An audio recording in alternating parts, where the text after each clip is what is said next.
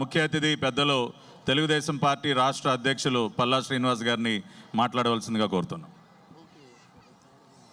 అందరికీ నమస్కారం. విజయవాడ ఉత్సవ్ సందర్భంగా ఏర్పాటు చేసినటువంటి కార్యక్రమానికి సభా అధ్యక్షత వహిస్తున్నటువంటి గ్రీనింగ్ కార్పొరేషన్ చైర్మన్ గారైనటువంటి స్వచ్ఛ భారత్ కార్పొరేషన్ చైర్మన్ గారైనటువంటి పట్టాభి గారికి, అలాగే ఈరోజు ముఖ్య అతిథిగా విచ్చేసినటువంటి ఏపీ టెక్నికల్ బోర్డ్ చైర్మన్ గారైనటువంటి సతీష్ రెడ్డి గారికి, మరి మా పెద్దలు ఏపీ పొల్యూషన్ బోర్డ్ చైర్మన్ గారైనటువంటి కృష్ణయ్య గారికి, అలాగే మా మాజీ శాసనసభ్యులు చైర్పర్సన్ అయినటువంటి ఉండవల్లి శ్రీదేవి గారికి, అలాగే ఈ కార్యక్రమాన్ని దగ్గరుండి నడిపిస్తున్నటువంటి స్థానిక పార్లమెంట్ సభ్యులు గౌరవనీయులు మా శివనాథ్ గారికి, వేదిక ముందున్నటువంటి పెద్దలకు, విజయవాడ ప్రధానికానికి అందరికీ కూడా పేరు పేరున నమస్కారాలు తెలియజేసుకుంటూ, ఈరోజు విజయవాడ ఉత్సవం ఇంత చక్కగా ఇంత భారీగా జరుగుతుందంటే అది ఎంపీ గారు అలాగే శాసనసభ్యులు అందరూ కలిపి, కూటమి పార్ట్నర్స్ అందరూ కలిపి కూడా ఇది చేస్తున్నారని చెప్పి ఈ సందర్భంగా తెలియజేస్తున్నాను.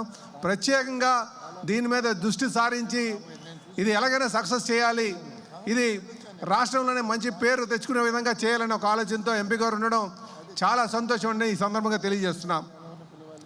అలాగే రాష్ట్ర ముఖ్యమంత్రి వర్యులు కూడా ఈ ఉత్సవాల్ని ప్రతి జిల్లాకు కూడా చేయాలి, ఆ జిల్లా యొక్క ప్రసిద్ధిని నలుమూలలా తెలియాలనే ఆలోచనతో ఉన్నారని చెప్పి ఈ సందర్భంగా తెలియజేస్తున్నాం.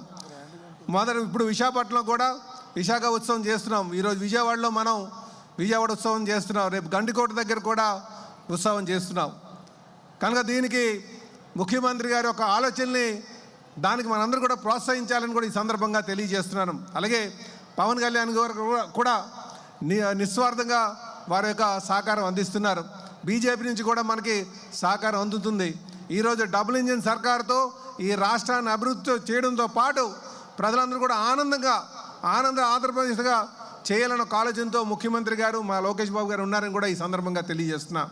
అలాగే మిత్రులారా, మన ఉత్సవాన్ని మనం ప్రోత్సహించాలంటే బయట ప్రాంతం నుంచి వచ్చినటువంటి వారికి కూడా మనం ఆతిథ్యం చూసేటట్టుగా ఉండాలి. ఆతిథ్యం అప్పుడేమవుతుందంటే ఇటు అధికార యంత్రాంగం ఎలాగా చేస్తుంది, రాజకీయ నాయకులకు ఎలాగా ఆలోచనలు ఉంటాయి, ప్రజల నుంచి కూడా సహకారం అందించాల్సిన అవసరం ఉంది.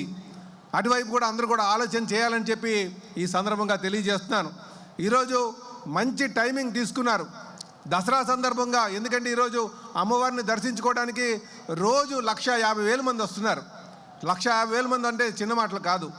ఇంతమంది వచ్చే టైంలో ఇక్కడ ఉత్సవం చేయాలి అని ఒక ఆలోచన చాలా గొప్ప ఆలోచన. ఖచ్చితంగా అమ్మవారి యొక్క ఆశీస్సులు ఉంటుంది.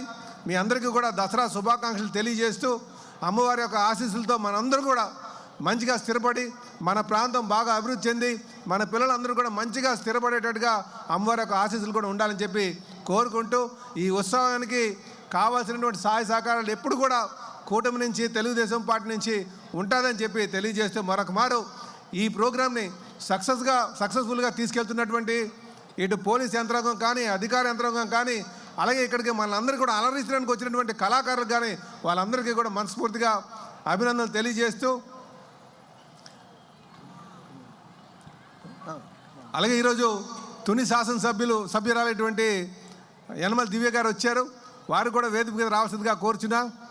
అలాగే ఈరోజు ఈ ఉత్సవం కోసం మాట్లాడుకుంటే 5 ప్రాంతాల్లో చేస్తున్నారు, అలాగే 11 రోజుల పాటు చేయడానికి నిర్ణయించారు. అలాగే అక్కడ ఉన్నటువంటి ఎగ్జిబిషన్ అయితే 45 రోజులు చేయాలని ఒక ఆలోచన చేశారు. కనుక దీనికి మీ అందరూ కూడా సహకరించాలని చెప్పి తెలియజేస్తూ, నాకు ఈ అవకాశం ఇచ్చినందుకు మీ అందరికీ కూడా పేరు పేరున ధన్యవాదాలు తెలియజేస్తూ, ఈ ఉత్సవాన్ని రేపు మైసూరులో జరిగేటువంటి ఉత్సవంతో ధీటుగా చేస్తామని చెప్పి ఈ సందర్భంగా మీకు మాటిస్తూ, నాకు ఈ అవకాశం ఇచ్చినందుకు మీ అందరికీ కూడా పేరు పేరున నమస్కారం తెలియజేస్తూ సెలవు తీసుకుంటాను.